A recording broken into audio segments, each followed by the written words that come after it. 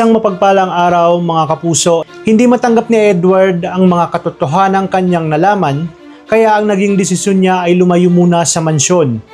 Personal niyang kinausap si Ashley pero hindi niya kayang sabihin ang buong katotohanan. Ang nasabi na lang niya ay aalis muna siya at kailangan niya ng panahon. Habang si Ashley ay naguguluhan kung bakit bigla na lang aalis si Edward nang walang malinaw na dahilan. Hindi nagtagal nalaman ito ni Marge, pero ang hindi niya alam na ni Edward ang lahat. Tinanong niya si Edward kung bakit ito aalis at sa halip na sabihin ang totoo, sinabi na lang ni Edward na gusto niya munang magpahinga. Humihingi ng paumanhin si Marge dahil iniisip niya na baka dahil ito sa ginawa ni Paulo. Pero pinigilan siya ni Edward. Sinabi niya na wala siyang kasalanan at hindi siya ang dahilan kung bakit nagkaganito ang lahat. At doon binitawan niya ang isang mabigat na salita. Kung kaya niya, umalis na siya sa bahay na iyon at isama si Jasmine dahil hindi nila deserve ang impyernong iyon. Samantala hindi nagpatalo si Mang Yoli at matapang niyang hinarap si Greg, gusto niyang bawiin ang pagsisante sa kanya.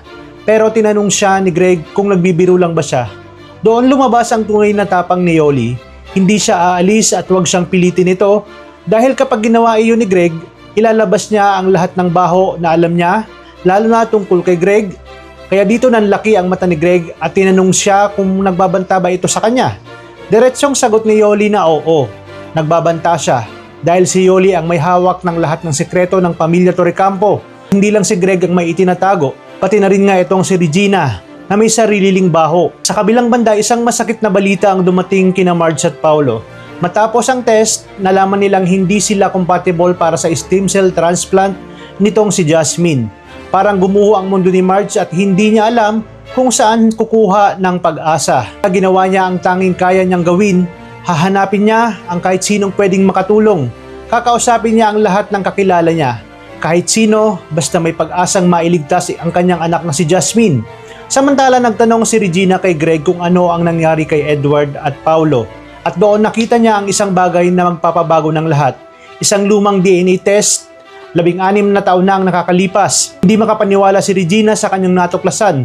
Pero pinili niyang manahimik dahil alam niyang kapag nalaman ito ni Marge ay tuluyan nang masisira ang kanilang pamilya. Pero habang sinusubukan nilang itago ang buong katotohanan, may isa namang nakakita ng katotohanan. Habang naglilinis si Yoli, may nakita siya sa basurahan, ang DNA test. At doon niya naunawaan na may pag-asa pa. Agad niyang tinawagan si Marge at sinabi na kailangan nilang magkita dahil may sasabihin siya na makakatulong kay Jasmine. Pero humanda umano itong si Marge dahil ang malalaman nito ay kayang baguhin ang lahat.